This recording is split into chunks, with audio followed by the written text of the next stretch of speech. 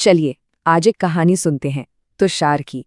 ये कहानी है एक ऐसे बदलाव की, एक ऐसे सफर की जो नेगेटिव सोच के अंधेरे से निकलकर एक नई उम्मीद की तरफ जाता है। तो ये है तुषार, पेशे से एक कैब ड्राइवर। पर जानते हैं उनका सबसे बड़ा ट्रैफिक जाम सड़कों पर नहीं था, वो तो उनके अपने दिमाग के अंदर था। विचारों का एक ऐसा जाम जो उन्हें आगे ही नहीं बढ़ने दे रहा था। यहाँ देखिए, एक ही इंसान के दो रूप। एक तरफ है पुराना तुषार जो छोटी छोटी बातों पर चिंता में डूब जाता था, हमेशा यही सोचता कि बस अब कुछ बुरा होने वाला है। और दूसरी तरफ है नया तुषार, एकदम शांत और हर मुश्किल में एक मौका देखने वाला।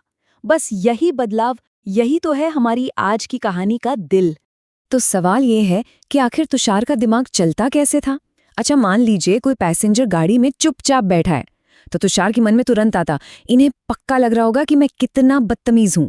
या जिस दिन राइड्स कम मिली तो सोचता, बस अब मेरी कमाई बंद, जरूर मुझसे ही कोई गलती हुई है। और एयरपोर्ट ड्रॉप, अरे वो तो मतलब ट्रैफिक का डर, कस्टमर के गुस्से का डर, रेटिंग गिरने का डर।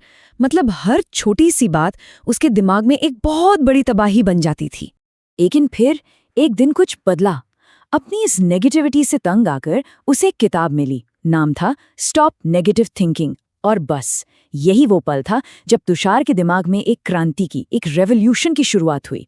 उस किताब का सबसे पहला और सबसे जरूरी सबक क्या था? ऑब्जर्व करना। मतलब अपने ख्यालों पर तुरंत रिएक्ट करने के बजाय बस एक कदम पीछे हटकर उन्हें देखना, उन्हें समझना। सुनने में बहुत सिंपल लगता है ना, पर इसी एक आदत ने सब कुछ बदल कर रख दिया। उसने ना खुद से एक बहुत जरूरी सवाल पूछना शुरू कर दिया। जब भी कोई नेगेटिव ख्याल मन में आता, वो बस एक पल रुकता और खुद से पूछता, एक मिनट, क्या ये सच में हो रहा है या ये सिर्फ मेरा दिमाग है जो सबसे बुरी सिचुएशन इमेजिन कर रहा है? और इसका असर वो तो फौरन दिखने लगा। अब देखिए, एयरपोर्ट ड्रॉप को लेकर घबराने की जगह उसने शांति से गूगल मैप्स खोला, दूसरे रास्ते ढूंढे और अपने कस्टमर को बता दिया। टेंशन की जगह अब उसका फोकस प्रॉब्लम सॉल्व करने पर था। तो पहला कदम तो था विचारों को ऑब्जर्व करना। अब बारी थी अगले कदम की, और वो था इमोशनल रेजिलियंस बनाना। आसान भाषा में कहें तो भावनात्मक रूप से मजबूत बनना। मतलब रोज की छोटी मोटी मुश्किलों से जल्दी से कैसे उभरा जाए, ये सीखना। तो ये इमोशनल रेजिलियंस है क्या आखिर? ये एक आदत है मुश्किलों से फटाफट बाउंस बैक करने की आदत। ये समझने की आदत कि अगर एक चीज गलत हो गई तो इसका मतलब ये नहीं कि पूरा दिन ही खराब हो गया। इसका एक बढ़िया सा एग्जाम्पल देखिए। एक बार एक कस्टमर ने राइड कैंसिल कर दी। अब जो पुराना तुषार था उसका तो पूरा दिन ही खराब हो जाता। पर नए तुषार ने क्या सोचा? उसने खुद से कहा, अरे कोई बात नहीं, एक ही तो राइड थी, अभी तो पूरा दिन पड़ा है। और देखिए, यही तो सबसे बड़ी सीख है। एक छोटी सी नाकामी या एक छोटी सी परेशानी को इतनी ताकत नहीं देनी चाहिए कि वो हमारे पूरे दिन पर कब्जा कर ले। अच्छा, इसके बाद तुषार ने एक और भी गहरी बात सीखी। वो थी अपने दिमाग के बुने हुए जालों को चैलेंज करना।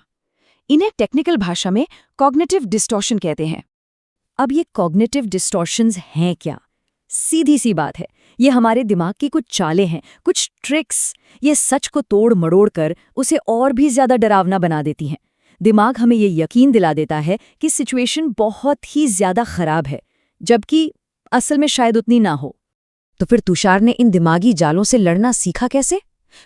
उसने एक सिंपल सा 3 स्टेप फॉर्मूला अपनाया। स्टेप 1, उस ख्याल को पकड़ो, जैसे हमेशा मेरे साथ ही ऐसा क्यों होता है।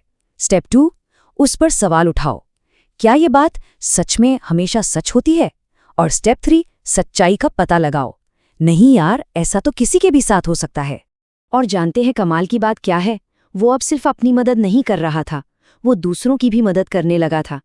एक बार एक पैसेंजर अपनी जॉब की किसी गलती को लेकर बहुत परेशान था, तो तुषार ने उससे कहा, सर, एक चैप्टर खराब होने का मतलब ये तो नहीं ना कि पूरी किताब ही खराब है। धीरे धीरे तुषार को ये भी रियलाइज हुआ कि उसकी जो इतनी सारी टेंशन थी ना, उसकी एक बड़ी वजह थी लाइफ में कोई क्लियर डायरेक्शन का न होना। तो उसका अगला कदम बना अपनी जिंदगी के लिए कुछ लक्ष्य, कुछ गोल और कुछ बाउंड्रीज तय करना। तो उसने अपनी लाइफ के लिए कुछ नए रूल्स बनाए, बहुत सिंपल से, जैसे हर महीने कुछ पैसे सेव करने हैं, अपनी कार को थोड़ा इम्प्रूव करना है, हर महीने कोई एक नई चीज सीखनी है, और हाँ, सबसे जरूरी, जो बातें सही नहीं लगती उनके लिए ना बोलना सीखना है, ताकि मन को शांति मिले। और ये समझना बहुत जरूरी था कि अपने लिए बाउंड्रीज बनाना मतलब ना कहना, ये कोई सेल्फिशनेस नहीं है, ये तो मेंटल पीस के लिए, अपनी खुद की देखभाल के लिए एक जरूरत है।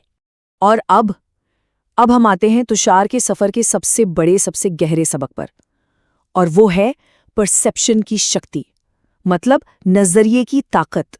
उसे ये समझ आया कि असली बदलाव बाहर नहीं होता, असली बदलाव तो हमारे अंदर होता है। इस फर्क को देखिए जरा। पहले ट्रैफिक में फंसना मतलब फ्रस्ट्रेशन, अब ट्रैफिक में फंसना मतलब म्यूजिक या कोई ऑडियो बुक सुनने का टाइम।